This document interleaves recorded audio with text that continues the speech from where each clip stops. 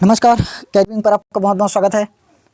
आज हम लोग इस क्लास में देखेंगे 10th वालों का सोशल साइंस का पेपर सेट सी। इसमें मैं आप लोगों को ऑप्शनल क्वेश्चन का आंसर बताऊंगा, आप लोग अपना आंसर मिला लेना। और एक आध क्वेश्चन अगर मेरे से बाय चांस गलत हो जाता है तो आप लोग कमेंट बॉक्स पर उसको सुधार देना, ठीक। चलिए, सेट सी ही पहले प्रोवाइड की जा रहा है, इसके बाद मैं सेट ए और बी कुछ देर बाद करवा दूँगा, ठीक। चलिए, सेट सी अपन देखते हैं। जिनके जिनके में सेट ए और सेट बी था वो लोग देख लेना सेट सी का पेपर कैसे आया था, और जिनका सेट सी है वो लोग अपना आंसर चेक कर सकते हैं। ओके, चलिए देखते हैं। अच्छा, पहले ये तो पैटर्न सबको पता होगा, पूर्णांक आपका 75 का ही आता है। देखो, सही विकल्प चुनिया आया था पहला, अजैविक संसाधन क्या है? तो आपका ऑप्शन था लकड़ी, मछली, भूमि, कोयला। सही आंसर होता आपका कोयला। आगे है उद्योग के लिए उपयुक्त भूमि, बंजर भूमि हो जाएगा। देखो, उद्योग लगाना है तो बंजर भूमि में ही कर सकते हो, अब बाकी में तो नहीं कर सके, उसमें भी होगा लेकिन नुकसान है ना। 2011 की जनसंख्या के अनुसार साक्षरता दर, 2011 की जनसंख्या के अनुसार साक्षरता दर इसका आपका है 74.04%। उसके बाद देखो क्या दिया है, अक्टूबर 1917 के पहले रूस का शासक कौन था? जार निकोलस प्रथम, जार निकिता प्रथम, या निकोलस द्वितीय, या निकिता द्वितीय। इसका आपका हो जाएगा जार निकोलस प्रथम। उसके बाद यह है भारतीय रिजर्व बैंक का मुख्यालय कहाँ है? ये तो सबको पता होगा, रिजर्व बैंक का मुख्यालय मुंबई में। उसके बाद आया था हमारा सही जोड़ी। सही जोड़ी देखो, मजदूरों का रिकॉर्ड दिया है। मजदूरों का रिकॉर्ड कहाँ रहता है? मास्टर रोल में। किसमें? मास्टर रोल में, ठीक। उसके बाद ट्रेड यूनियन संगठन, ट्रेड यूनियन संगठन, इसका मैं कंफ्यूज हूँ, थोड़ी देर में बताता हूँ। चलिए, टेलीविज़न का आपका है J.L. Baird, John Logie Baird. Buffer stock हो जाएगा आपका खाद्यान्न। शीत युद्ध समाप्त कब हुआ? शीत युद्ध की समाप्ति है आपका 1991। अब बचा ये 1920 है, ठीक। मिला लेना। ट्रेड यूनियन संगठन, ये आपका अ नंबर का सही होगा, सॉरी। मजदूर का रिकॉर्ड, ये आपका है मास्टर रोल, पहले का आंसर स होगा। दूसरा ट्रेड यूनियन संगठन 1920, यानी कि दूसरे का आंसर अ होता। तीसरा television John Logie Baird, B number. Buffer stock खाद्यान्न, ई नंबर। लास्ट बच्चा शीत युद्ध की समाप्ति, तो द नंबर। ये क्रम मिला लेना, ओके। ये था हमारा सही जोड़ी और सही विकल्प, खाली स्थान है ना। देखो, उसके बाद क्या बोला है, सोवियत संघ के विघटन के पश्चात रूस के राष्ट्रपति कौन थे? ये आपका हो जाएगा यिल्त्सिन, ठीक। एक आध गलत होगा तो अपने गाइड से मिला लेना ना। शीत युद्ध का संबंध दो देश में हुआ था ना, एक तो संयुक्त राज्य अमेरिका है और एक सोवियत रूस है।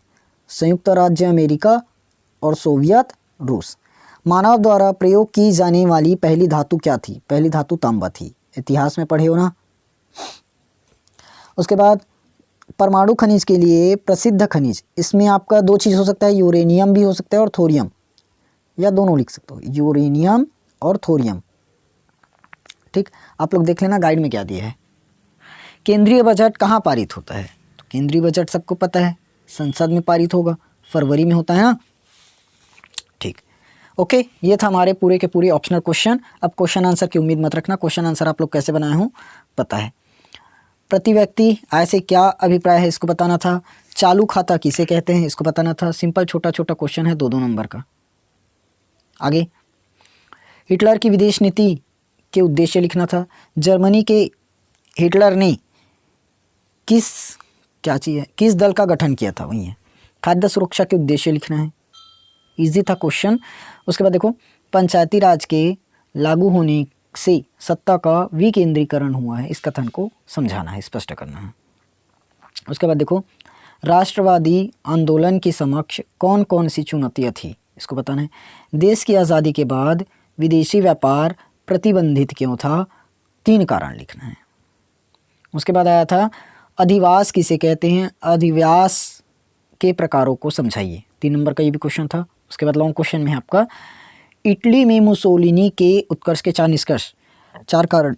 इसको मैं इंपॉर्टेंट क्वेश्चन जो 2023 का पेपर बताया था उसमें शायद था, देखे कि नहीं देखे पता नहीं। द्वितीय विश्व युद्ध के क्या परिणाम हुए, ये भी आया हुआ है।